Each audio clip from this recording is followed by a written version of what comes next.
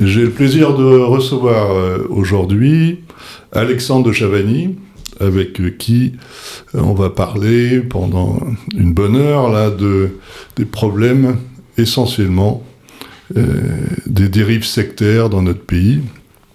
Et je voudrais commencer par lui poser la question, quel est ton parcours personnel et qu'est-ce qui t'a amené à animer cette chaîne qui s'appelle Un irréductible athée?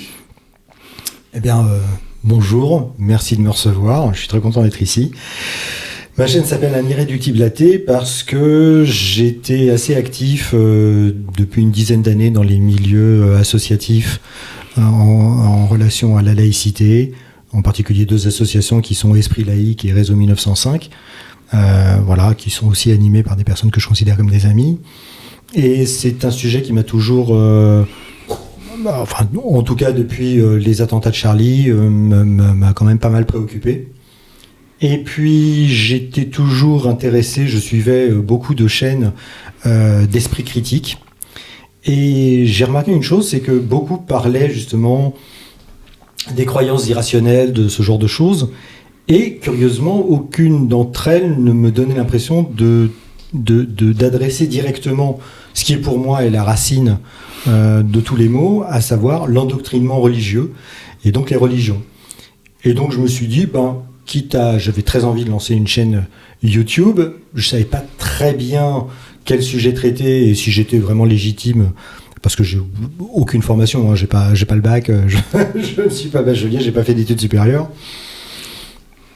Mais voilà, et donc je me suis posé la question et je me suis dit, tiens, peut-être que là il y a une petite place pour moi.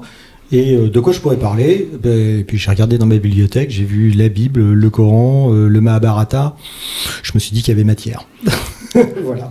Et alors, au niveau de la fréquentation de cette chaîne, si tu peux nous dire un peu si elle est constante, croissante, quel intérêt ça a suscité auprès des gens? Les débuts ont été un petit peu difficiles, un petit peu compliqués, évidemment, comme toutes les chaînes qui sont un peu des chaînes de niche, entre guillemets.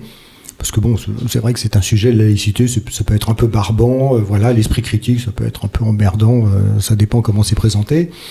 Mais il y avait d'autres chaînes qui arrivaient à bien faire le boulot. Je me suis inspiré de leur méthode, de leur savoir-faire, et en particulier technique. Et puis... ça répond à une préoccupation quand même d'une partie de la population, ces questions d'endoctrinement et d'esprit critique. Oui. Bien sûr, absolument. Et on a vu ça en particulier avec la période du Covid, où il y a eu une flambée, justement, qui a été traduite par la Miviludes, un nombre de signalements auprès de la Miviludes, de dérives sectaires, qui ont littéralement flambé au moment du Covid, pour des tas de raisons. Mais je pensais qu'il y avait des choses à dire. Et en fait, un des éléments déclencheurs, justement, le Covid, c'était, je voyais tous ces pasteurs américains, ces popes russes, le pape François, un bénissait, jetait de l'eau bénite d'un hélicoptère, l'autre bénissait, autre chose. Le pape François qui faisait de grandes messes pour demander à la Vierge Marie de mettre fin à l'épidémie. Alors manifestement, où le message n'est pas passé, où il n'a pas prié comme il fallait, où Marie était mal lunée ce jour-là, mais ça n'a pas très bien marché. Et puis donc, de fil en aiguille, j'ai commencé à regarder, et il y a eu en particulier une intervention, je crois que c'est la 3e vidéo de ma chaîne, une intervention de Emmanuel Macron, qui est allé au Collège des Bernardins, et il a dit une phrase, moi, qui m'a profondément choqué. Il a dit « Il faut renouer le lien brisé entre la France et l'Église catholique ». Alors, comment dire, Monsieur le Président, qui est normalement le protecteur de la Constitution, dois-je vous rappeler que la France est une démocratie indivisible, une république indivisible, démocratique, laïque et sociale. Alors, on sait que les 3 autres thèmes étaient déjà un peu bien abîmés, mais la laïcité, ça l'était quand même encore un petit peu. Si même le chef de l'État contrevient à la laïcité, ça commence à devenir un petit peu préoccupant. Et donc, je pense que ça a été vraiment l'élément déclencheur qui m'a poussé à lancer ma chaîne. Donc, qui existe maintenant depuis 4 ans. Et nous sommes sur le point d'atteindre, comme on vient de passer le cap des 29 000 abonnés, on est sur le point d'atteindre les 30 000 abonnés. J'espère que mes auditeurs me feront le plaisir de s'abonner pour mon cadeau de Noël. Voilà, on saurait ça trop me ferait bien plaisir. les encourager. Je te propose de rentrer dans le vif d'un sujet particulièrement aigu, qui est celui des dérives sectaires. Parce que, j'ai regardé un peu le rapport de la Miviludes que tu as cité, là. Je rappelle, c'est une mission interministérielle de vigilance et de lutte contre les dérives sectaires. Voilà. Donc, une première question basique, mais qui va mériter d'être bien étayée au niveau de la caractérisation. Qu'est-ce qu'une secte ? Pour toi, est-ce que tu pourrais donner une définition, une caractérisation à partir de laquelle on peut parler de secte ? Alors, les sectes, le problème c'est qu'elles sont multiformes, mais enfin, comme le dit la Miviludes, on peut noter des caractéristiques des dérives sectaires. En général, il y a un leader charismatique. En général, il y a des textes, plus ou moins officiels. En général, il y a des histoires d'argent. En général, il y a une impossibilité de remise en cause de l'enseignement du gourou ou du leader, qui est toujours parfait. Voilà, c'est le dieu. Enfin, c'est même pas l'homme providentiel. Il est d'essence divine. Hein, voilà, on le voit bien avec Rahel. Et il y a des histoires d'argent. Il y a évidemment des histoires de zigouni-pilou-pilage avec la chair fraîche. On a une emprise mentale, un isolement de la famille ou des avis contraires qui pourraient permettre aux membres de la secte de prendre conscience qu'on est en train de leur papaouter. Voilà, il y a quand même un certain nombre de caractéristiques. Alors, le problème de la Miviludes, c'est que la Miviludes est capable de dire, voilà, tel groupe présente un certain nombre de caractéristiques de la dérive sectaire, mais n'a pas le droit de dire ceci est une secte et d'agir contre. En même temps, quand on réfléchit un petit peu, il y a certains mouvements dans les grandes religions connues, comme le catholicisme, l'islam, le protestantisme. Il y a certains groupes qui ont toutes les caractéristiques de la dérive sectaire. Le problème, c'est que les dénoncer, c'est aussi dénoncer la responsabilité du corpus général. Même si, de mon côté, je considère que toutes les religions ne sont en fait que des sectes à succès. Merci pour ces précisions. Alors, la Miviludes, lorsqu'il fait un rapport, je crois, tous les 2 ans sur l'évolution un peu du problème en France. Enfin, et le dernier rapport que j'ai parcouru met en évidence deux paramètres assez récents.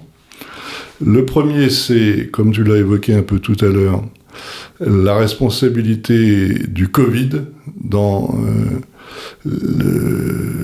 l'accroissement important du nombre de dérives sectaires, donc comme si le Covid avait fragilisé une partie de la population qui était devenue beaucoup plus vulnérable à ces pratiques.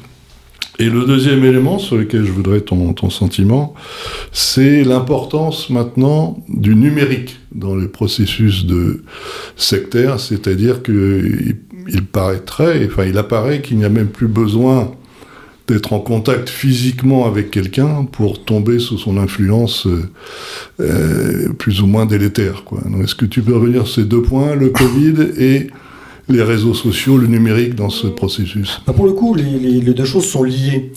C'est-à-dire que tous ces gens qui parlent de guérison miraculeuse, d'énergie, de rééquilibrage du ki, du moi, enfin bref, parlent de choses qui sont complètement éthérées, qui sont complètement de la métaphysique. Alors, à partir du moment où on est en train de parler de métaphysique, on n'a plus besoin de présence physique. La magie opère à distance. C'est du langage, ouais, c'est ça. C'est très facile. Il y a une de mes premières vidéos, c'était sur un pasteur américain qui disait « Approchez-vous de votre téléviseur » et il posait la main sur l'écran, comme ça, sur la caméra, en disant « Voilà, touchez votre télévision, je vais vous guérir, ça y est, le Covid est mort. » Voilà. Donc, et il y a des gens qui ont cru, qui l'ont fait. Donc de là à dire je vais et ce type-là a gagné énormément d'argent. Les gens lui envoyaient de l'argent pour qu'il prie pour eux. Parce que ces gens étaient persuadés qu'il avait une relation privilégiée à Dieu. Et donc l'idée, c'est que en fait, il servait de proxy. En gros, la personne se dit, bon, moi je suis pas assez connu de Dieu, si je le prie, il y a peu de chances que ma prière soit exaucée. Je vais m'adresser à quelqu'un qui manifestement a été entendu de Dieu, vu son succès, etc., c'est un saint homme. Eh bien, je vais demander à ce saint homme de prier pour mon compte. Il y a une certaine logique. Voilà. Oui, ça... Ce qui est exactement ce qu'on fait avec un ex-voto, où la prière à Marie du pape François, c'est une intercession, une intercession magique. Et donc, on a eu tout un tas de gens, effectivement, qui ont commencé à se dire que, bah oui, mais plutôt que de vendre mes médailles miraculeuses directement, plutôt que de vendre mes formations avec mes touchés quantiques directement sur la peau, etc., la théorie quantique, la théorie de la relativité, tout ça, ça permet de dire que ce que je fais là devant mon écran, je peux le transmettre à des milliers, grâce évidemment à Internet, etc., puisque c'est un flux d'ondes et d'énergie, n'est-ce pas? Voilà, on mélange tout et tout va bien. Et donc les gens y ont cru et se sont précipités là-dessus. Il y a aussi un autre... Alors d'abord, il y a le phénomène d'isolement, et puis les gens ont commencé à regarder des vidéos sur Internet, et là rentre en jeu la problématique des algorithmes qui ont tendance à vous proposer ce que vous avez déjà vu ou ce que vous avez déjà liké. Et donc on peut très rapidement se retrouver dans ce qu'on peut appeler une bulle de filtre. C'est-à-dire que vous ne recevez que ce que l'algorithme pense que vous allez aimer. Et il suffit que vous ayez regardé, même sans le liker d'ailleurs, même sans dire j'aime, même sans le partager, le simple fait que vous soyez resté un certain nombre de minutes à regarder une vidéo sur tel ou tel sujet, l'algorithme va en déduire que c'est un sujet qui vous intéressait et va vous proposer des vidéos qui sont du même tonneau. Et donc très rapidement, on a bien vu avec le mouvement anti-vax, etc., c'est en particulier, les algorithmes ont joué un rôle absolument délétère, oui, effectivement. Là, c'est intéressant ce que tu dis. L'algorithme est structurellement déjà un facteur d'isolement intellectuel et de bulle. Ouais, absolument. Ça. Bien, c'est assez logique, ça se tient.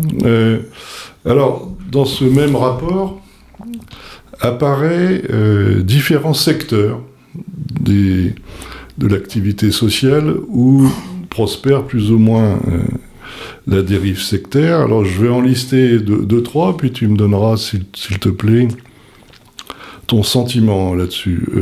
Premier secteur, je pense, qui apparaît, celui de la santé. C'est-à-dire que on voit bien que, notamment à l'occasion du Covid, mais en général, que lorsqu'une personne est malade, lorsqu'elle est un état de faiblesse, de vulnérabilité particulière, elle devient une proie assez facile pour la démarche sectaire ou parascientifique ou pseudo-scientifique. Est-ce que tu peux donner ton expérience et ton sentiment là-dessus? C'est une constante qui est connue depuis longtemps, depuis le temps qu'on s'intéresse aux sectes et aux dérives sectaires. Les personnes qui sont en difficulté psychologique, physique, alors évidemment quand on est malade, évidemment psychologiquement on n'est pas très bien, donc on est fragilisé. Quand il y a quelqu'un qui vient vous voir en disant j'ai la solution pour te guérir, mais il faut faire ceci, tu tomberas plus malade, mais voilà, et puis il y a tout un processus d'intégration aux sectes qu'on connaît bien, en particulier le love bombing. Donc, c'est-à-dire que quand vous commencez à vous intéresser à quelque chose, quelqu'un, entre guillemets, capte votre attention, et là, tous les membres déjà de cette secte vous apparaissent comme des gens absolument formidables, généreux, attentifs, à l'écoute, qui vous soutiennent, qui vous trouvent un appartement, qui vous trouvent un boulot, qui vous... Voilà, et d'un coup, vous avez l'impression de faire partie, effectivement, d'une communauté. Et évidemment, nous sommes des êtres sociaux, donc c'est très agréable de se sentir aimé. Nous sommes programmés pour ça. Et donc déjà, il y a déjà ce premier pas, où vous vous sentez accepté pour ce que vous êtes, etc. Et après vient la programmation, où on vous explique, on vous dit, on a été généreux avec toi, maintenant il s'agit de redonner, c'est normal, un prêté pour un rendu. Et donc, alors c'est pas forcément toujours de l'argent, ça peut être du travail, ça peut être un certain nombre de choses comme ça. Et on va commencer à vous enrober, alors d'abord d'amour, mais après d'exigences de plus en plus importantes. Et d'exigences en vous demandant des petits travaux, des travaux de plus en plus compliqués, de plus en plus longs, de plus en plus durs. Et il va arriver un moment où vous ne pourrez pas fournir le travail parce que, de toute façon, aucun humain ne pourrait le faire, comme Stakhanov.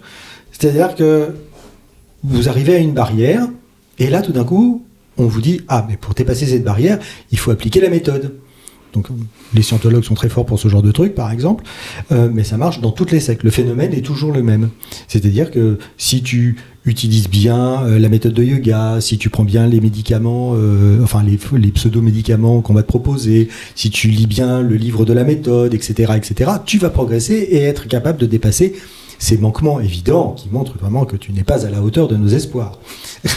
Donc, voilà. Et donc, les gens fragilisés, quand ils se sentent accueillis, et après on va jouer justement sur ces fragilités pour les culpabiliser sur le fait que non mais vraiment là tu as la solution du bonheur, de la santé et tu n'y arrives pas, enfin voilà, tu n'es pas vraiment, fais des efforts quand même, enfin voilà. Et donc on joue là-dessus.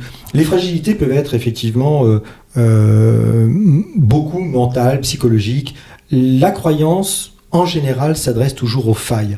La première étant, évidemment, la peur de la mort. À partir du moment où on n'a jamais réfléchi très calmement, très sereinement à ce qu'était notre destin d'humain, à savoir notre finitude, on remarquera qu'en général, les gens très croyants sont des gens qui sont absolument terrifiés par leur propre fin.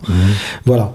Et éventuellement, ce qui peut se passer derrière, parce qu'on leur a vendu l'idée qu'il y avait peut-être un espoir de ne pas disparaître complètement.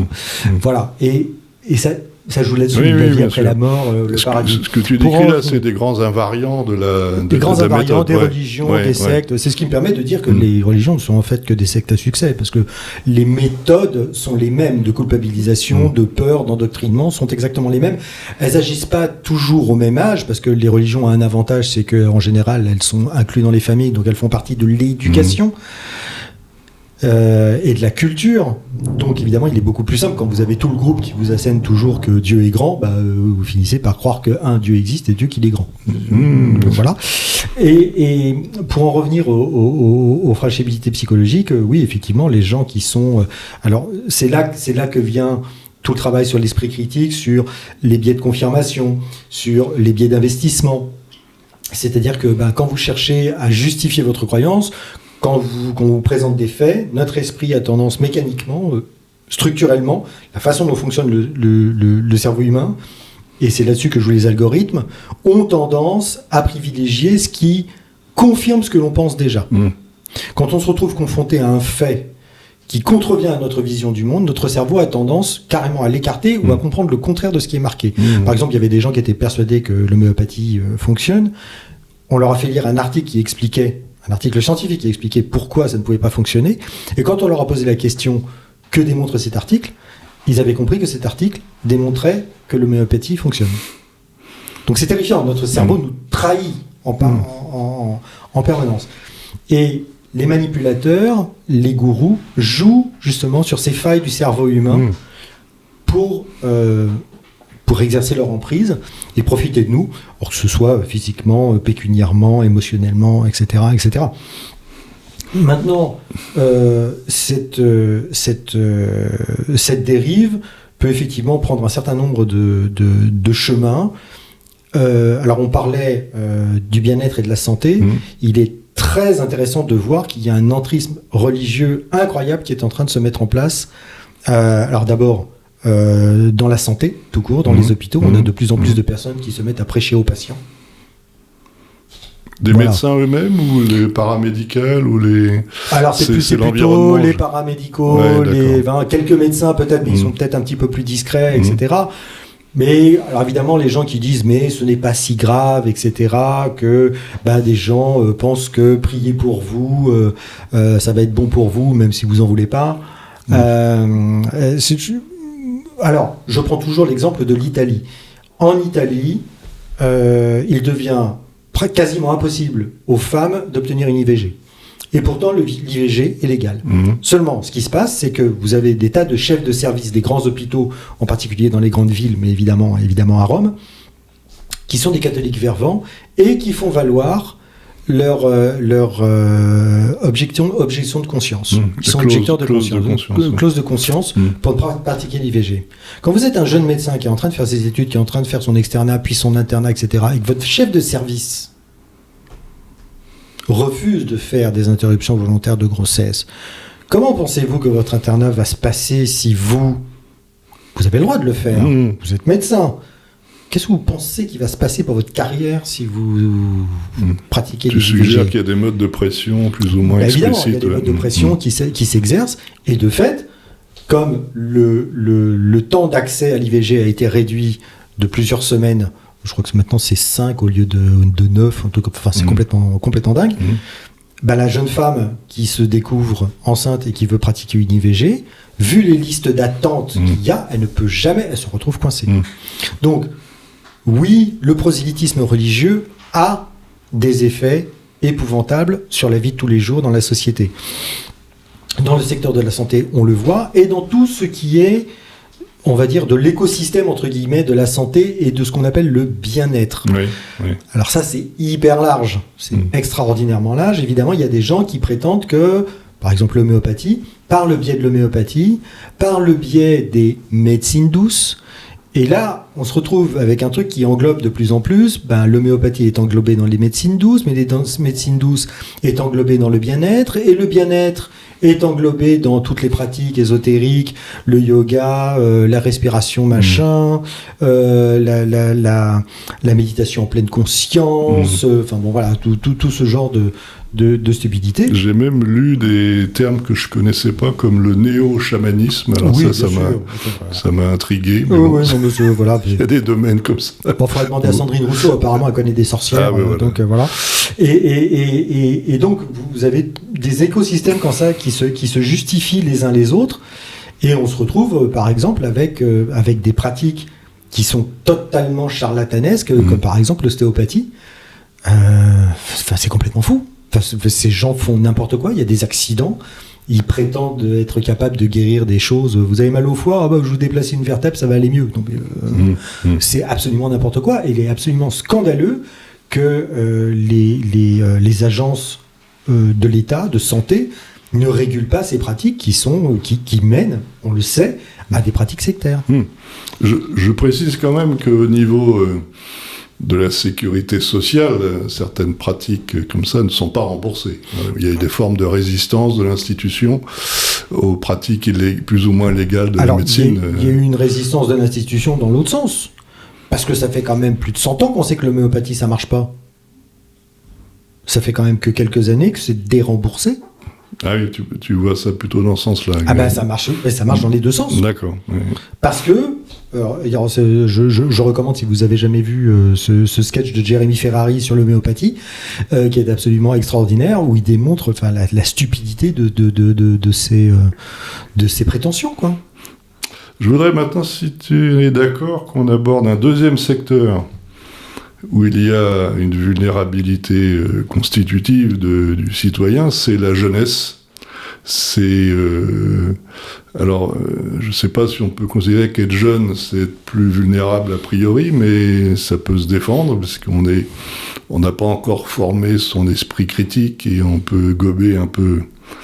Est-ce que tu peux surtout évoquer... n'importe quoi. Oui, est-ce que tu peux évoquer quelques types de dérives sur l'éducation? On pense parfois à l'éducation à la maison, ou à certaines écoles qui sont hors contrat et qui endoctrinent un peu par le biais religieux ou pas la jeunesse. Oui, bien sûr, les écoles Steiner, par exemple, un très bon exemple. On sait très bien qu'il y a de gros problèmes avec ce genre de choses, les théosophes. Quand tu dis gros problèmes, est-ce que tu peux préciser? C'est-à-dire que l'endoctrinement religieux. Je veux dire, faut quand même Steiner, faut quand même pas oublier qu'il nous explique. C'est tout juste s'il nous explique pas que la lune est creuse et qu'elle est en fromage, quoi. Je veux dire, il y a des gens qui sont éduqués avec ce genre de stupidité, mais effectivement, il y a un problème général, c'est que l'éducation nationale ne fait plus son taf. L'éducation nationale, d'abord, avant s'appelait l'instruction, et avait pour but de former des citoyens capables de réfléchir de manière éclairée au sujet de société pour éclairer leur vote, être de bons citoyens. C'est plus le cas. Maintenant, l'école aurait pour mission de proposer aux entreprises des gens prêts à l'emploi. Voilà. Donc, c'est pas du tout la même chose. Quand on travaille, on n'est pas censé forcément réfléchir. On peut exécuter des tâches de manière absolument mécanique, sans penser particulièrement aux impacts ou sur la façon de faire ou sur l'éthique ou sur la morale ou ce genre de choses. Maintenant, pour être capable d'exercer son esprit critique, il faut être capable de parler correctement sa propre langue, de l'écrire, de la lire correctement. Voilà, ça c'est déjà les premiers points. Et d'avoir un minimum de vocabulaire pour construire sa pensée. Si vous n'avez pas les mots, si vous ne savez pas comment construire une phrase, vous ne pouvez pas construire une pensée. Si vous ne savez pas lire, si vous ne savez pas écrire, vous ne pouvez pas penser. Ça, c'est très clair. Beaucoup trop de nos jeunes ne parlent plus correctement français. C'est une catastrophe. S'ils ne parlent plus correctement... Tu fais vraiment le lien. Ah ben complètement. Si tu sais plus parler, tu sais plus penser. Si tu sais plus penser, tu peux pas avoir d'esprit critique. Parce que tu n'es pas capable de comprendre où se situe la manipulation dans le discours de quelqu'un. Qu'il soit un homme politique d'ailleurs, un charlatan sur les réseaux, voilà, ce sont les deux grands exemples, ou un responsable religieux qui est en train de te raconter des carabistouilles. Ou te rends compte quand tu lis un livre sacré, que ce soit la Bible, le truc des témoins de Jéhovah ou le Coran, de te rendre compte de ce qui a vraiment marqué. Voilà. C'est d'ailleurs un des grands sujets de ma chaîne, c'est lisons-les quoi. Lisons-les, traduis en fait, c'est une de mes séries s'appelle Les odieux dans le texte, où je traduis en langage courant les textes sacrés. Traduis les textes sacrés en langage courant. Et c'est ça, quand on commence à connaître le vocabulaire, la façon de faire, la façon de tourner les phrases, on peut en creux voir ce qui est dit. Littéralement. Ce que tu dis d'ailleurs me fait penser à un dernier entretien qu'on a eu ici même avec un apostat Ali Baba là, que tu connais, mais qui avait un peu le même discours que toi, c'est à savoir partons de ce qu'il raconte pour montrer le caractère un peu absurde et insoutenable, on dirait, c'est insoutenable au sens logique de leur discours, quoi. Oui.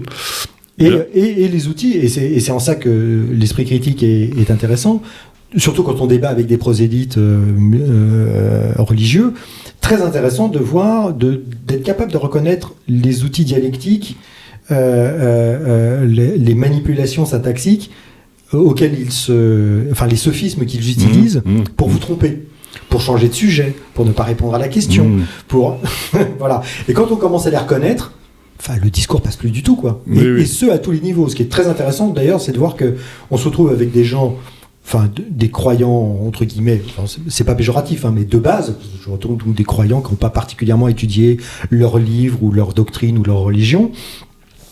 On discute avec eux, et puis ils se retrouvent un peu gênés parce que, manifestement, on connaît mieux qu'eux. Donc ça les embête. Et donc, oui, mais vous avez qu'à inviter des gens de plus haut niveau. Donc on invite quelqu'un de plus haut niveau, et puis il se retrouve exactement embarrassé exactement de la même manière.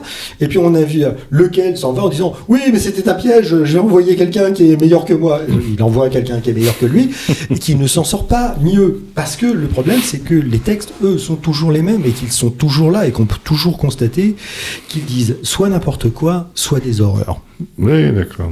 On va revenir un peu dans le détail après sur les. Un petit peu échappé. Non, sur les parades, parce qu'il y a quand même, on n'est pas dépourvu d'outils pour contrer les dérives sectaires, mais je voudrais aborder un dernier secteur que le rapport Miviludes met en évidence, c'est celui du travail et de la formation professionnelle.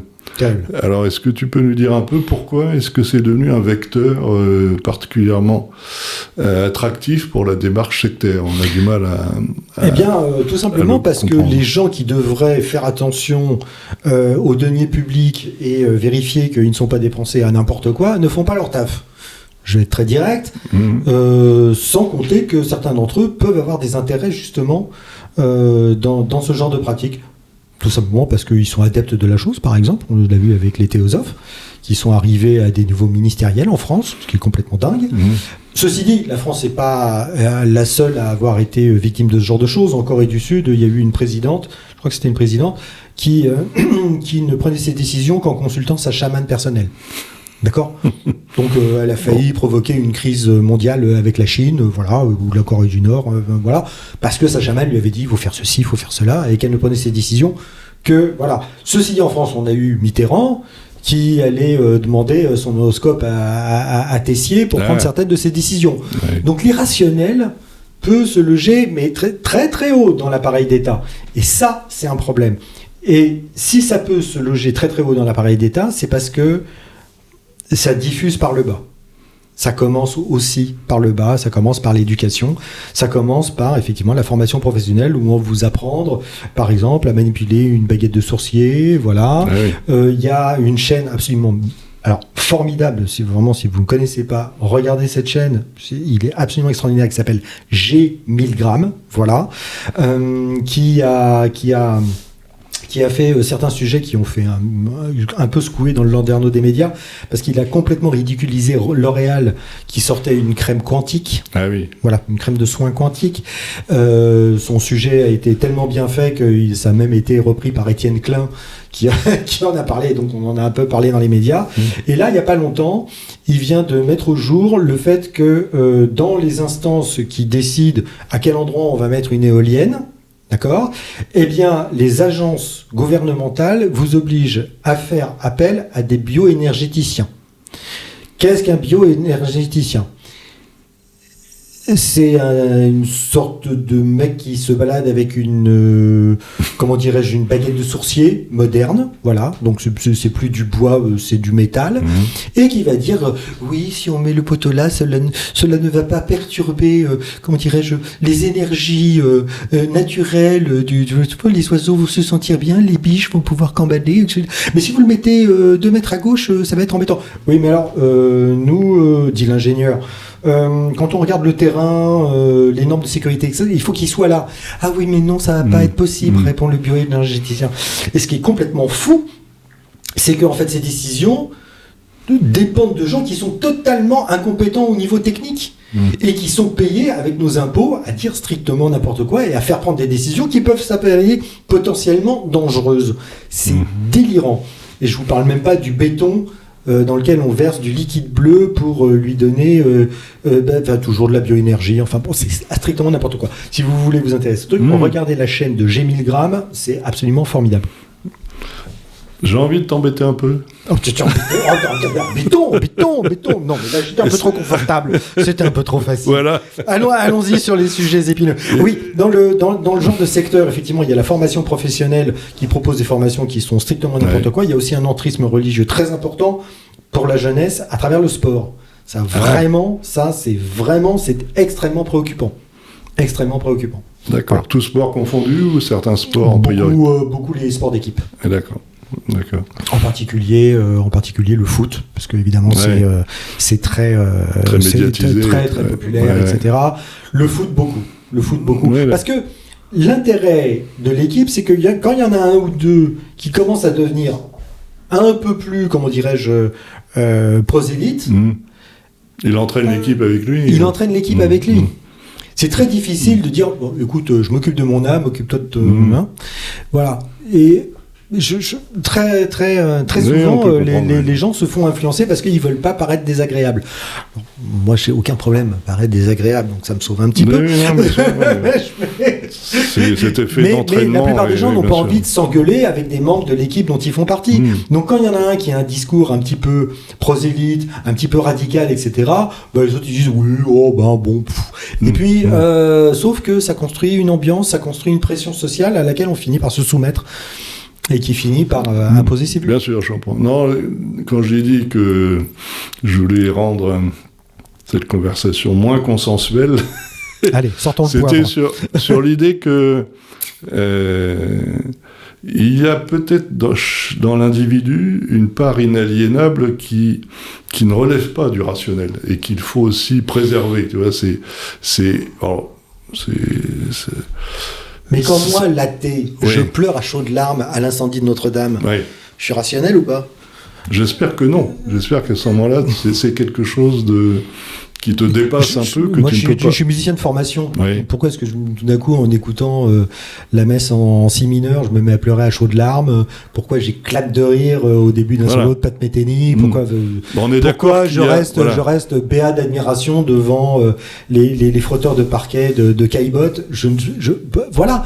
On a une part, effectivement, entre guillemets, d'irrationnel, évidemment. Mais il ne faut pas que cette part d'irrationnel nous fasse faire des bêtises. Bien sûr. C'est tout. Il ne s'agit pas de tuer... Il ne s'agit pas de la nier non plus, c'est ça. Ça, je veux dire, qu'il n'y ait pas d'ambiguïté. Quand j'étais jeune musicien, j'avais très peur de comprendre et d'apprendre la technique et surtout l'harmonie, parce que j'avais cette fausse idée que comprendre comment ça marche allait me faire perdre la magie. Et en fait, c'est le contraire. Plus on creuse, plus on en sait, plus on est émerveillé du fait que putain, mais ça marche à tous les coups. C'est ça qui est extraordinaire. Mais c'est exactement comme quelqu'un qui met l'œil dans une lunette astronomique. On sait que c'est des miroirs, on sait que c'est... Bon, ok, c'est technologique, machin, c'est... Oh la vache! Oh la galaxie! Voilà, et on a 7 ans, on est là, oh la vache! C'est le truc... Et puis, on retire l'œil, et puis on regarde, c'est... Putain, le petit point, là... Oh la vache! Et voilà, donc... La technique, la science, le savoir ne fait pas disparaître le merveilleux. Au contraire, pour moi, il l'approfondit. Il suffit d'écouter des astrophysiciens parler de l'espace. Bien sûr, parce qu'on pourrait imaginer, à l'inverse, un discours qui aurait une radicalisée scientifique et qui voudrait disqualifier ce qui ne rentre pas dans un champ... C'est quoi être radicalement scientifique ? C'est vouloir mettre l'émotion en équation, par exemple, ou vouloir... Tu vois, ces choses-là... Mais quel vrai scientifique veut faire ça ? J'ai jamais entendu un scientifique... Vous avez déjà entendu Étienne Klein parler de science ? Oui, dans l'émotion. Oui, d'accord. En permanence. C'est pour que les gens qui nous écoutent aient bien conscience que... Et on ne disqualifie pas du tout ce qui est de l'ordre du sentiment, de l'ordre de l'émotion, de l'ordre de la...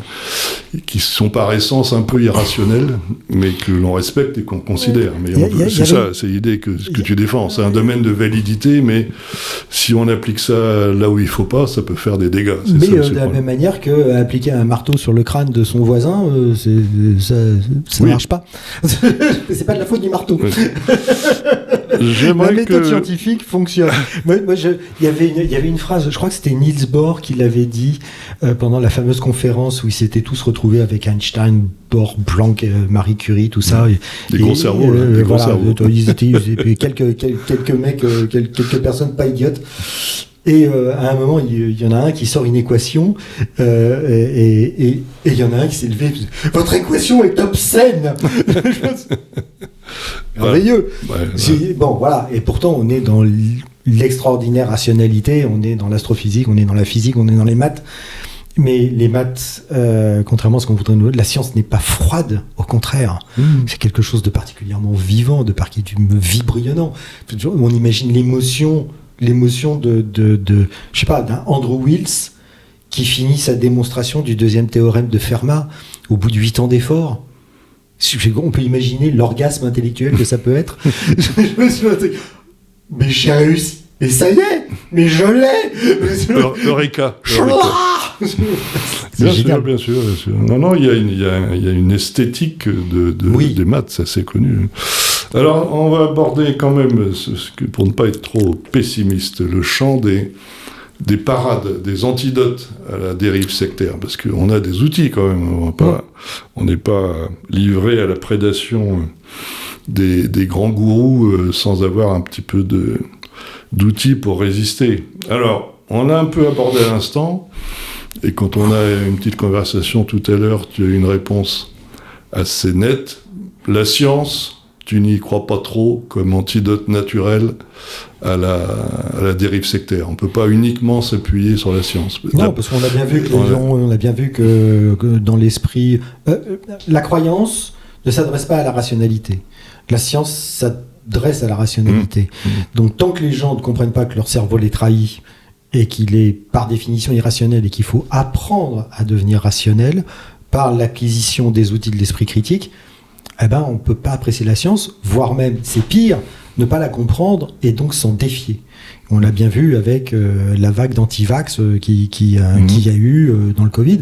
Alors, pour des tas de raisons, parce que le gouvernement s'y est pris comme des manches, parce qu'il y a eu des compromissions au plus haut niveau de l'Europe, parce qu'il y a des décisions qui ont été prises qui n'avaient aucun sens. Enfin, je veux dire, j'ai des voisins, moi j'habite dans une région, c'est ce qu'on appelle la diagonale du vide en France.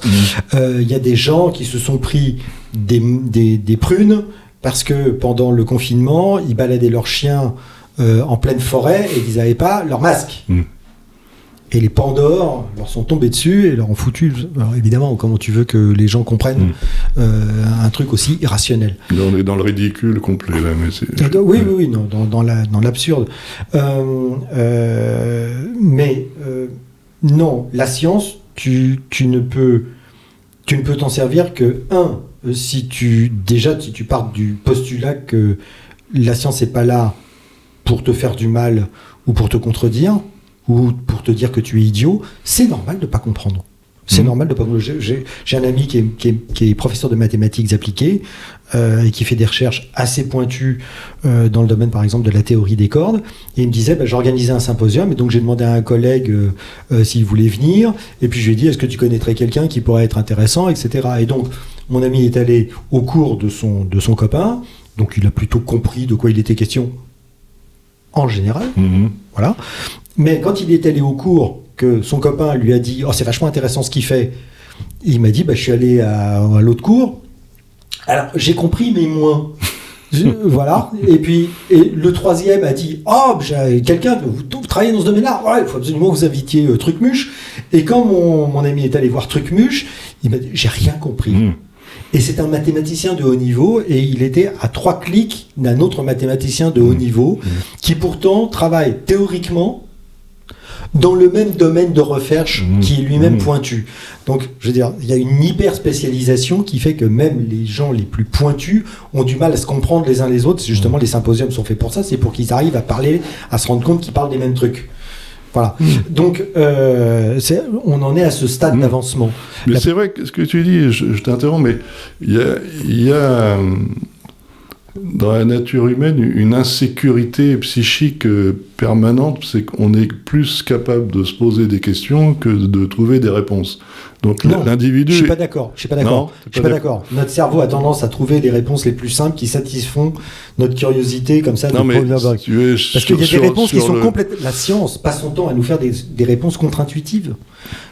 Je prends un exemple, l'origine, qu'est-ce qui se passe après, enfin, tu sais, toutes ces questions sur le temps, ça crée une insécurité psychique. On ne sait pas trop d'où on vient et où on va, pour parler vulgairement. Et donc là, les réponses sont évidemment varient beaucoup suivant le degré de scientifique que l'on peut maîtriser, mais pas seulement, il reste une insécurité. Pas seulement, c'est-à-dire que beaucoup de gens pensent que là, par exemple, il y a beaucoup de gens qui reprochent à la science, justement, par exemple, aux origines, le Big Bang, etc., qui ne comprennent pas cette idée qu'à partir le Big Bang n'est pas le commencement. Ce n'est pas un début. On ne sait pas ce qu'il y a avant, et c'est encore pire, la notion même d'avant, avec le mur de Planck, n'a plus aucun sens. Donc, notre façon de réfléchir le monde, de penser le monde, avec nos outils cognitifs de simple humain, comme ça, même pas physicien, déjà, même les physiciens, ils plantent. Donc, c'est pas nous qui allons imaginer « Oui, mais j'ai une réponse philosophique, machin », comme le fait Olivier Bonassi, par exemple. Donc, non, ça fonctionne pas comme ça.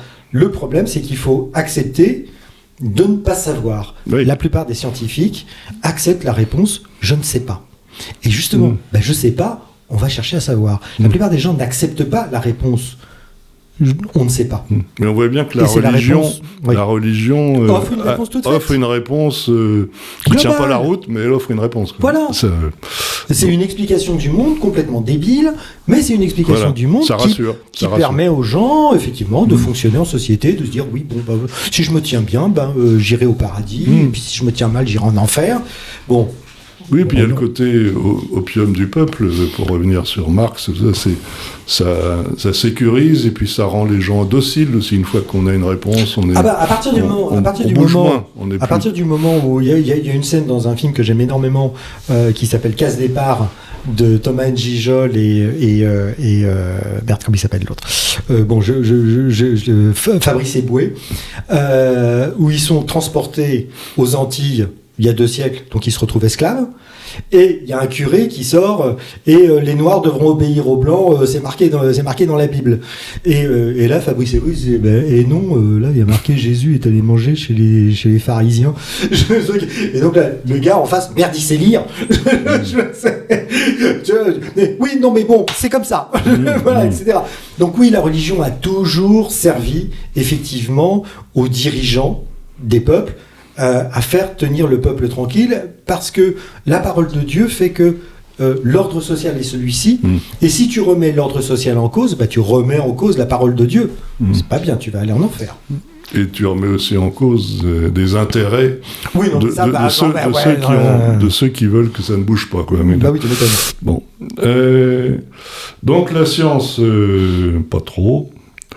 Alors la science, la science, si l'école vous a permis d'acquérir une compréhension suffisante du langage pour acquérir les outils de l'esprit critique, pour accepter de dire mon domaine de compétence s'arrête là, je ne suis pas capable de juger comment fonctionne un vaccin, si le Big Bang ceci, si machin, etc. Il y a des gens qui savent mieux que moi. Les gens qui me racontent ce genre de choses, je leur demande toujours, quand vous montez dans un avion, est-ce que vous demandez son diplôme de pilote au pilote ? Il y a une confiance a priori, on va dire. Voilà. Est-ce que vous allez voir le mécanicien pour vérifier avec lui l'état des réacteurs ou des volets d'intrados ? Bon, après, si tu interroges le degré de confiance d'une population avec ceux qui sont censés la représenter, on va arriver sur un champ très politique. La Peut-être politique, ça n'a rien à voir. Parce qu'il y a une défiance aussi, tu admettras, une défiance légitime. Ah, mais complètement. Il y a une défiance légitime. Les politiques ne cessent de trahir les promesses qu'ils font dans les campagnes. Non seulement ils font ça, mais en plus, quand on leur fait leur remarque, ils disent non, mais pas du tout, c'est toujours ce que j'ai dit. Quand il y a eu, je me souviens, il y avait eu aux élections précédentes, je me souviens plus exactement comment ça s'était passé, mais il y avait des gens qui avaient dit je m'allie à tel parti, etc. Voilà, vous pouvez. Et quand ils ont vu qu'ils ont perdu, ils ont dit ah oui, non, mais non, je deviens indépendant. Vous aviez promis que vous laisseriez votre chaise, votre siège, si vous ne pouviez pas être élu. Et là, le gars de répondre tranquille, ah, mais je reste fidèle à mes valeurs. Les promesses n'engagent que ceux qui y croient, ça c'est connu. Il y a aussi, et en particulier en France, un certain nombre de hauts responsables politiques, en particulier des présidents, qui ont trahi la confiance du peuple, qui ont mis à mal la démocratie. Je pense par exemple au référendum de 2005, on a dit non, les mecs nous forcent quand même à y aller. Sur l'indivisibilité du territoire, puisque on voit ce qui se passe dans certains endroits du globe. Social, la trahison est absolue. L'État ne s'occupe plus du peuple. Ne prend plus soin du peuple, ne plus avoir de poste, ne plus avoir d'école, ne plus avoir de médecins, ne plus avoir de train, ne plus avoir c'est absolument n'importe quoi. Tout vendre, tout ce que nos prédécesseurs ont construit, vendre à l'encan les biens de la France. Je veux dire, mais c'est un scandale absolu. Enfin, ces gens sont complètement fous. Parce que tu vois, tout à l'heure, tu disais que dans le domaine de la santé, il y a une forme de charlatanisme qui peut progressivement prendre des places, mais on ne peut pas s'empêcher de rattacher ça aux déserts médicaux. C'est-à-dire que c'est quelqu'un qui n'a plus un médecin à 50 bornes à la ronde, il va être tenté d'aller chercher le rebuteux ou le chercher... C'est exactement ça. Donc là, on est dans quelque chose qui est à la cheval entre le politique, la carence des services publics. C'est une conséquence, oui, bien sûr. De la même manière que la montée des croyances complètement irrationnelles, complètement folles, est la conséquence de l'abandon absolu à l'école de la lutte contre l'obscurantisme religieux. Ça fait 40 ans que non mais faut pas les choquer s'ils croient ceci, c'est mignon, etc. Non, je veux dire, la Terre est ronde et elle tourne autour du Soleil et le Soleil fait partie d'une galaxie et non, les humains sont pas arrivés il y a 6000 ans d'un couple unique. Donc non. Alors l'école, lieu emblématique, s'il en est de la construction de l'esprit critique, hein, c'est qu'un enfant il rentre 3-4 ans et il en sort au moins à 16 ans. Normalement, dans cet intervalle-là, il a fait une caisse à outils avec sa raison, sa capacité à critiquer, à apprendre, à mémoriser. Bon, alors ça c'est a priori un outil qui devrait être très puissant contre. Qui est très puissant. Quand il remplit son rôle, ce qui est pas le cas. Structurellement, et puis l'aspect particulier de la loi de mars 2004. Qui est régulièrement attaqué sur l'interdiction de signes ostensibles religieux à l'école, que personnellement je trouve très précieuse, mais qui est l'objet d'attaques régulières. Alors, du monde de l'islam radical, mais aussi d'autres. Et quel est ton sentiment là-dessus ? L'institution est malade. Quand vous avez une bonne partie des profs qui contestent cette loi, comment on fait ? D'autres sont demandeurs de cette loi. D'autres ont été très demandeurs. Ça devrait être un consensus absolu. Il ne devrait pas y avoir un prof qui dit « cette loi est scandaleuse et c'est islamophobe ». Je suis d'accord. C'est absolument scandaleux. Il ne devrait pas y avoir un prof qui ne soit pas convaincu que c'est pour le bien des élèves. C'est des élèves qui sont directement concernés et tous leurs petits camarades. Il s'agit de protéger tout le monde. La laïcité, c'est protéger tout le monde, y compris les plus petits et les plus faibles.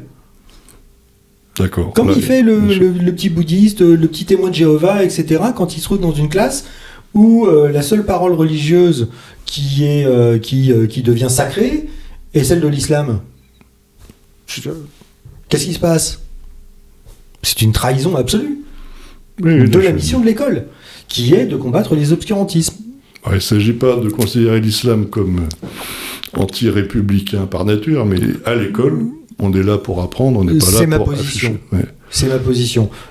Pour moi, toutes les religions sont par essence sexistes, homophobes, athéophobes, sectaires, et quand on leur laisse le pouvoir, toujours violentes et totalitaires. Toujours. Ça ne manque jamais. Ça marche même pour la fameuse religion absolument de paix absolue, etc., qui est le bouddhisme. On voit bien, il y a des pays où le bouddhisme est religion d'État et ils massacrent des musulmans. Tu parles des textes ou de ce qu'on leur fait dire ? Non, il y a des textes. Ouais, d'accord. Les textes. Il y a des textes. Alors effectivement, dans le cas du bouddhisme, il y a tellement d'écoles, etc., que c'est très compliqué. Et puis il y a l'histoire de juntes militaires, etc., qui prennent le prétexte de là. Mais quand on regarde les textes de l'Ancien Testament, quand on regarde les évangiles, quand on regarde la promesse chrétienne, c'est une horreur. Et quand on regarde les textes de l'islam, le Coran, alors en particulier l'islam sunnite, qui est composé du Coran, c'est-à-dire le corpus coranique, c'est-à-dire la parole révélée d'Allah par Mahomet, d'accord ? Ensuite, nous avons les hadiths, c'est-à-dire les paroles rapportées des compagnons du prophète, par les compagnons du prophète, ou des témoins des prêches, soit du prophète, soit des compagnons du prophète, les faits et gestes. Et ensuite, la sunna, qui est, en partant du Coran et des hadiths, les lois coraniques qu'on peut retrouver dans ce qu'on appelle la charia. Voilà. C'est-à-dire les grands savants ont analysé, ont fait l'exégèse des hadiths et du Coran, et en ont tiré des lois qui expliquent que, oui, effectivement, c'est normal que la femme, une sœur reçoive la moitié de l'héritage de son père par rapport à ses frères, ou que, oui, il est parfaitement légitime de marier une enfant à l'âge de 9 ans, ça pose strictement aucun problème, si on juge qu'elle est apte à subir un viol conjugal, mon Dieu, où est le problème, c'est marqué dans le texte. Voilà, plus la sira, c'est-à-dire l'histoire officielle dans la tradition musulmane de la vie du prophète. Voilà. Donc, vous lisez ça, mais bon, moi je le montre dans mon émission, déjà l'Ancien Testament, voilà, et on voit très bien, quand on connaît bien l'Ancien Testament, quand on connaît un peu le Talmud, quand on connaît les évangiles, quand on lit le Coran, enfin, les filiations sautent aux yeux. Il y a des paragraphes entiers qui sont repris de l'un à l'autre. Enfin, la filiation est évidente. Pour ceux qui veulent se poser la question des origines du Coran, il y a un livre absolument merveilleux. Alors, 3 volumes, bien épais, hein. Je vous le dis tout de suite. C'est un travail d'universitaire, donc voilà, c'est très bien écrit, mais voilà, c'est un peu dense. Ça s'appelle Le Coran des historiens. Ça a été supervisé par un monsieur qui s'appelle Mohamed Ali Moedzi, et qui est musulman mais chiite, lui, donc il fait partie de la minorité parmi les musulmans du monde. Voilà, bon, on regarde les textes, c'est des horreurs. Des horreurs en permanence. Oui, toutes les religions, et en particulier l'islam, qui est la dernière et la plus agressive, en particulier dans sa version sunnite, a dans son texte tout ce qu'il faut pour commettre des horreurs. Voilà, c'est pas une question d'interprétation, c'est marqué en toutes lettres, tuez-les. Il n'y a pas de discussion là-dessus, il n'y a pas d'histoire de contexte, il n'y a pas d'histoire de traduction, il n'y a pas d'histoire d'interprétation. Non, c'est marqué dans le texte. Si, quand vous lisez, y a quelque chose quand même qui est extrêmement marquant. C'est-à-dire que quand dans un livre sacré, la parole est bénéfique, positive, aimez-vous les uns les autres, là, ça pose strictement aucun problème, la lecture est toujours littérale. Aimez-vous les uns les autres. Rendez à César, parce que c'est à César. Voilà. Par contre, quand il y a marqué... Vous, les esclaves, respectez vos maîtres et ne les quittez pas et honorez-les. C'est écrit par saint Paul. Oui, mais alors, quand il dit esclave, en fait, ça veut plutôt dire serviteur, voilà, le contexte, la traduction. Et puis, quand on leur démontre que non, ça marche pas, oui, mais l'interprétation, oui, mais non, mais c'est figuratif. Voilà, hein, d'accord. Oui. Voilà, donc on se retrouve systématiquement, et toutes les religions font ça. En particulier les 3 grands monothéismes abrahamiques, on a droit systématiquement aux mêmes choses. Les juifs font ça, les chrétiens nous font ça, et les musulmans nous font ça. Mais des 3, alors le judaïsme au départ est vraiment épouvantable, mais il a un petit avantage, c'est qu'il n'est pas prosélyte. Les juifs ne cherchent pas à vous convertir. Si vous avez une révélation, vous faites votre travail, vous faites vos 7 ans d'études, et puis vous devenez juif, voilà, formidable, voilà. Mais il faut le vouloir, faut vraiment le vouloir pour devenir juif. Hein. Il n'y a pas de pression, il y a une pression interne, mais il n'y a pas de pression externe, il n'y a pas de prosélytisme externe. Les chrétiens, bon, on sait ce qu'il en est, hein, il suffit de regarder les États-Unis, quand on laisse la boîte sur le cou, les choses sont pas formidables, et quand on pense à notre histoire, pendant 1000 ans, c'était quand même pas hyper sympa de ne pas croire au petit Jésus. Hein. En ce moment, dans l'histoire, la religion la plus prosélyte, la plus agressive, la plus violente, la plus intolérante est l'islam. Point barre. C'est factuel. C'est pas uniquement en France, c'est pas uniquement en Occident, c'est partout pareil dans le monde. Regardons cette vérité en face et agissons pour ne pas être submergés par la haine. En rajoutant quand même, si tu me permets, qu'il y a des endroits dans le monde où ce sont les minorités musulmanes qui se sont opprimées. Si je pense à l'Inde, par l'hindouisme radical et tout ça. Donc c'est pas une religion qui, à mon sens, est structurellement envahissante, et ça dépend du contexte politique dans lequel elle évolue aussi. Enfin, bon, alors, il y a l'exemple de l'Inde, mais est-ce qu'on peut en trouver un autre ? Je ne sais pas. C'est déjà pas rien. Parce que c'est pas rien. Un énorme pays. Non, c'est pas rien. Alors je connais un tout petit peu l'Inde, parce que la secte de mes parents était en Inde, donc je connais.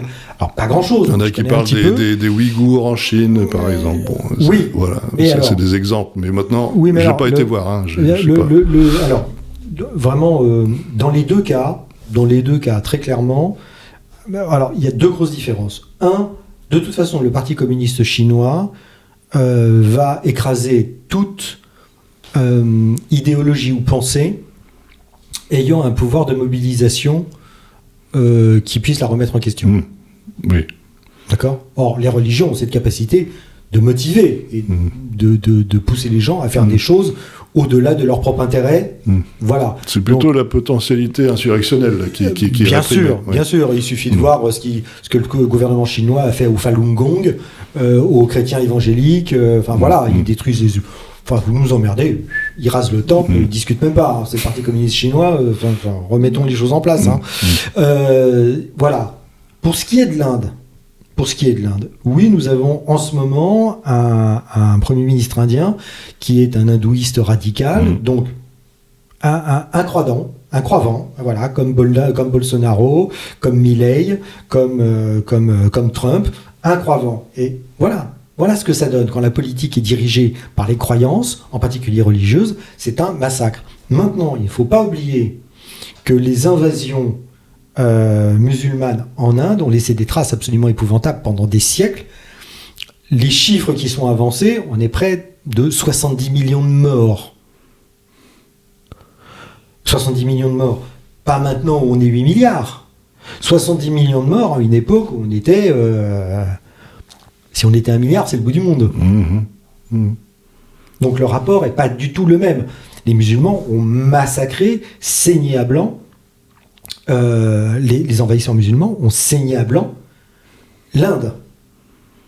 Et pour ma culture historique, t'es à quelle époque là? Pour ma culture historique personnelle? Ah ben là, on est à peu près 150 à 200 ans après la Révélation. D'accord.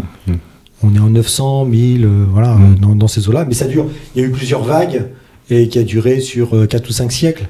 D'accord. Mais où les massacres ont été absolument épouvantables. Période de l'histoire peu enseignée, peu connue. Ah bah tu m'étonnes. Mais les Indiens, eux, ils s'en souviennent.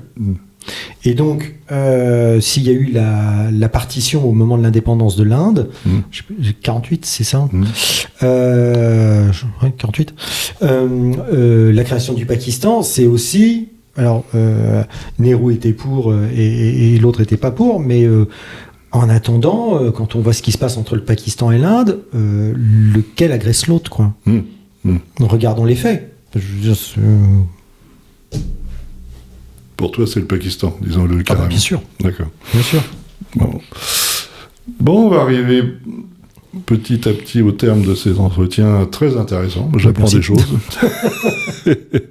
Tu disais tout à l'heure dans la conversation que tu n'avais pas poussé d'études très loin, mais je suis sûr qu'il y a beaucoup de gens diplômés qui te jalouseraient sur ton niveau de connaissance de beaucoup de choses. Je dis sans doute aussi beaucoup de bêtises, parce que je ne suis qu'un généraliste qui s'intéresse à des choses, donc toutes mes sources ne sont pas forcément fiables. Voilà. Et donc c'est la question, c'est que quelqu'un de compétent arrive en me disant... Là-dessus, tu as quand même dit une grosse bêtise. Ah bon? Alors, voilà l'article. Ah ouais, bon, d'accord. Okay, tu reconnais. Ah mais je ne peux que reconnaître. Moi, ce qui m'intéresse, c'est de ne pas dire de bêtises. Parce que c'est vraiment un truc qui m'embête, c'est qu'on me montre que j'ai dit une connerie. Je déteste ça. Oui. Mais là, c'est vrai que...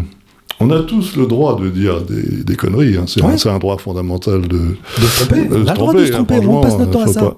Quand on les dit avec une autorité particulière, et c'est le syndrome de la blouse blanche, c'est plus gênant. Moi, j'avoue que, on en parlait tout à l'heure ensemble, mais l'expert en économie qui vient t'expliquer à la télé que tu dépenses trop, que tu vis au-dessus de tes moyens, que tu vas laisser une dette à tes petits-enfants et qui te culpabilisent parce que tu prends ta bagnole, moi, ça me fatigue. Il y a des experts, hein, des économistes bac plus 18, qui viennent faire des cours de morale. Donc, là aussi, bon, on va pas rentrer là-dedans. Il ne faut pas oublier que ça remonte à 1972, époque où Giscard d'Estaing a décidé que désormais il fallait emprunter l'argent de l'État, devait emprunter à des banques privées. Voilà, même si la Banque de France à l'époque était quand même un institut privé, elle nous prêtait à 0%. Voilà, donc... Bon, on rentre pas trop dans ce truc-là, parce que là, ne nous fâchons pas. Parce que là, on va encore être d'accord, donc c'est embêtant si on est encore d'accord. À certains degrés, la main invisible du marché, c'est une croyance. On est encore dans le fantasme oui, c'est pratiquement un culte, quoi. Le marché peut être un dogme. Oui, mais bien sûr, le marché peut être, le libéralisme peut être un dogme, comme un autre. Et alors, ce qui est super amusant, c'est qu'il y a des gens qui peuvent être particulièrement pertinents dans beaucoup de sujets, et pourtant qui peuvent défendre ce concept moi, de l'ultralibéralisme absolu, qui est toujours source de bonheur, de foi et de progrès. Comme tout le monde s'en rend compte. Mais il y a un jeune homme que j'admire énormément pour son intelligence, pour sa dialectique, pour son vocabulaire, pour sa façon de dire les choses, pour la clarté de sa pensée sur énormément de domaines. C'est quelqu'un que j'aime beaucoup, c'est Fergan Aziari, qui est vraiment un jeune homme absolument remarquable, en particulier quand il parle de la religion, etc., etc.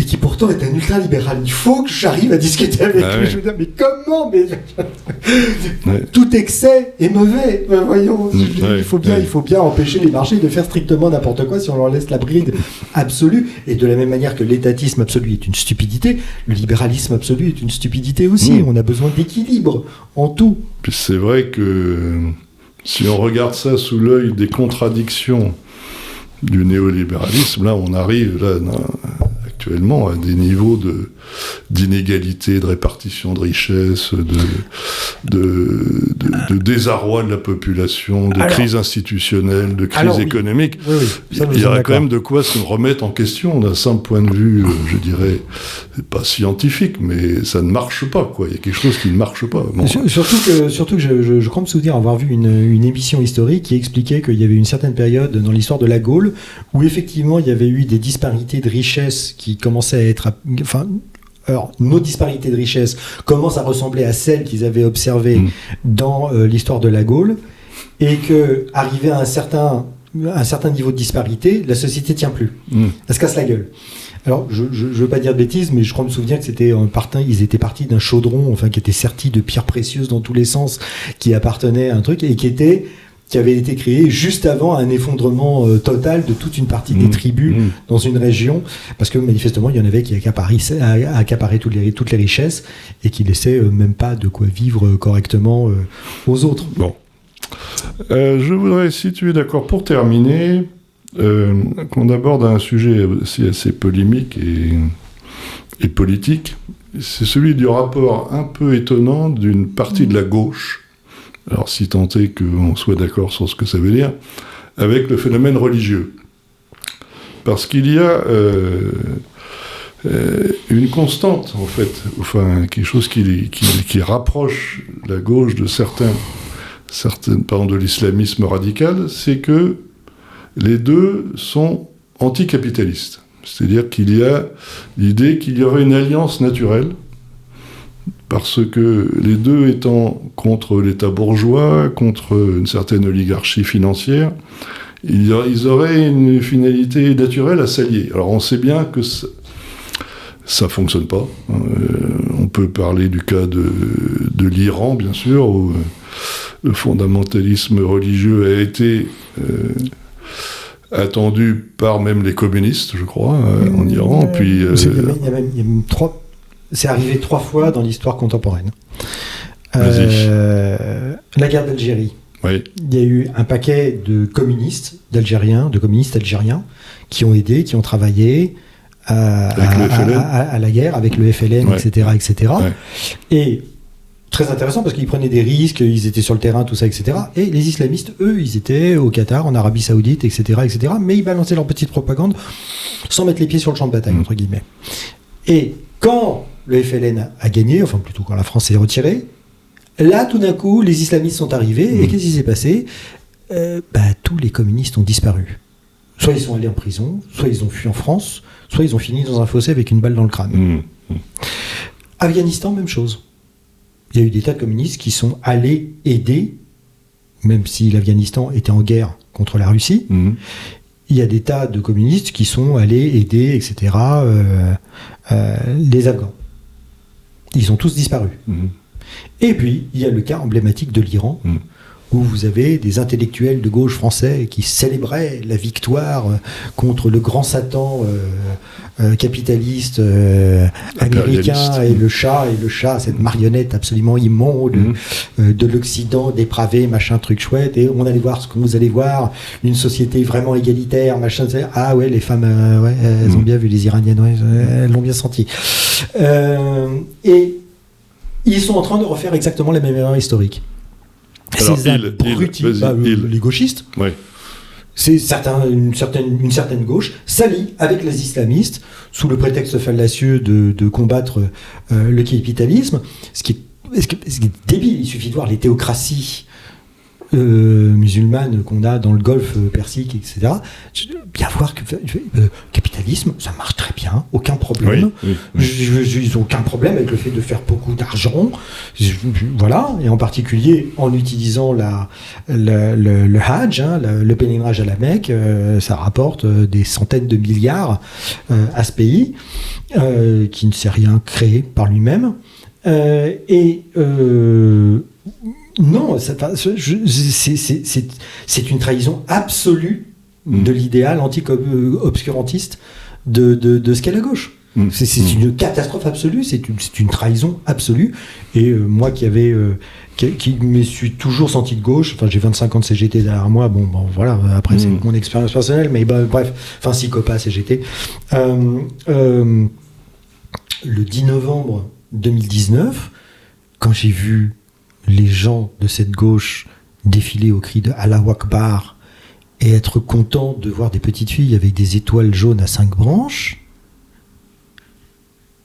Mais qu'est-ce que vous faites ? Mais vous êtes fous !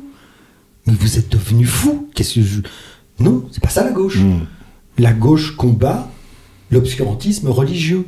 Point barre, ça fait partie de son ADN. Si tu te dis de gauche et que tu ne fais pas ça, tu es en train de t'allier, en particulier les islamistes, à une extrême droite religieuse, bronzée entre guillemets parce que c'est la religion des racisés, des opprimés, d'accord, c'est bien gentil, mais bon, l'islam n'est pas une race. Mais qu'est-ce que vous faites ? Mais vous êtes fous. C'est une trahison absolue. Vous êtes en train de servir de marchepied, une fois de plus, à l'extrême droite religieuse. Bon, je ne dirais pas folie, mais je dirais erreur stratégique majeure, quoi, et qui à terme... Si c'est cynique, c'est encore pire. Oui. Si c'est par cynisme, c'est encore plus grave. Si c'est uniquement... Ce serait motivé par l'ignorance des textes. L'ignorance de ce que sont les islamistes ou l'entrisme des frères musulmans. Mais sauf qu'on a les infos. En 3 clics, on les a, les infos. Hein. Il suffit on a reçu ici même Bergeau-Blaclair et son Florence, une amie. Voilà. En tout cas, moi, je te considère comme une amie. Et même si on se dispute justement sur le concept de est-ce que c'est l'islam ou l'islamisme, est-ce qu'il y a une différence, où est la frontière, est-ce qu'il y en a une, elle devient de plus en plus floue, pardon. Oui, ce sont bien les gens qui font la pratique. Donc, mais c'est bien les gens qui font la pratique, mais il y a un corpus. On ne peut pas écarter le corpus. Et le corpus, il est irréformable dans son essence, dans son ontologie. Parce que contrairement à l'Ancien Testament et contrairement aux évangiles, ce n'est pas un texte inspiré, c'est un texte dicté par Dieu. On ne peut pas y toucher, pas une virgule, en tout cas théoriquement, même si on sait que c'est faux, qu'il a été manipulé. Enfin bref, c'est une trahison absolue de la gauche. C'est absolument insupportable. Et qu'il ne se fasse absolument aucune illusion, si par malheur un jour ces gens-là, ces islamistes, arrivent au pouvoir, la première chose qu'ils feront, ce sera de se débarrasser de leurs séides. Ce sera de les éliminer. Et ce sera sale. Alexandre, on est à peu près d'accord sur cette analyse. Je voudrais d'abord te remercier beaucoup pour cette conversation qui m'a beaucoup intéressé. Désagréable. Si tu veux, pour conclure, aborder un point qu'on n'aurait pas du tout traité, quelque chose qui, je te laisse conclure sur une de tes priorités pour la période, troublée s'il en est. Ma priorité pour la période... Alors déjà, pourquoi est-ce que je viens ici ? Parce que quand Georges Kuzmanovic s'est fait virer, ou s'est barré de LFI, je me suis dit, tiens, en voilà un qui a une ligne directrice, qui a une colonne vertébrale et qui reste fidèle véritablement aux valeurs de la gauche. Quand même essayer de regarder un petit peu ce qu'il fait et ce qu'il raconte. Il était d'ailleurs venu aux Journées de la laïcité à Saint-Denis il y a quelques années, et j'avais pas mal apprécié son discours, en tout cas sur certains points. La laïcité ne peut vivre que si le peuple est laïque. C'est comme la démocratie. La démocratie ne peut vivre que si le peuple veut la démocratie, veut vivre la démocratie et par la démocratie. Si un peuple qui ne croit pas en la démocratie, vous ne pourrez jamais lui faire adopter ce mode de fonctionnement, ce mode de gestion de la nation ou du pays. La laïcité, c'est pareil. Si on arrive à un certain niveau de personnes qui renient la laïcité et qui veulent rétablir un certain nombre de choses catastrophiques, comme par exemple les lois sur le blasphème, comme c'est en train de se faire, c'est absolument catastrophique. Il y a des propositions de loi en Angleterre où vous avez des gens... Rétablir le délit de blasphème, c'est ça. Rétablir le délit de blasphème. Oui, là, ce serait vraiment une régression. C'est une régression absolument épouvantable. C'est le but, faut pas se tromper. Les islamistes, leur but, c'est ça. Et les bigots hyper cathos tradis, ils sont d'accord. Ils sont d'accord. Le délit de blasphème, vous vous êtes moqué de la Sainte Vierge, c'est pas bien. Il y a une convergence d'intérêts là. Évidemment, la convergence des bigots, il n'y a rien de pire. Même si après, il y a toujours un groupe qui bouffera l'autre. Ça faut faire. C'est aux gens qui veulent revenir sur la loi de laïcité ou sur la loi de 2004 ou ce genre de choses. Il faut toujours qu'ils comprennent quelque chose. Quand ces deux groupes qui s'allient, les bigots s'allient, une fois qu'ils auront fait taire les apostats, une fois qu'ils auront fait taire les laïcs, une fois qu'ils auront fait taire les athées, ils se mettront sur la gueule. C'est inévitable, ça s'est toujours passé comme ça. On a déjà connu les guerres de religion. Si on continue comme ça, vraiment, c'est une chose que je crains énormément. Mais honnêtement, quand je vois la façon dont nos responsables politiques ne prennent pas le problème à bras-le-corps pour résoudre ce problème, je crains que nous nous retrouvions devant des jours qui déchantent. Merci beaucoup Alexandre. J'invite les auditeurs à liker, à partager et à faire en sorte qu'il y ait de plus en plus de gens qui nous écoutent. Encore merci.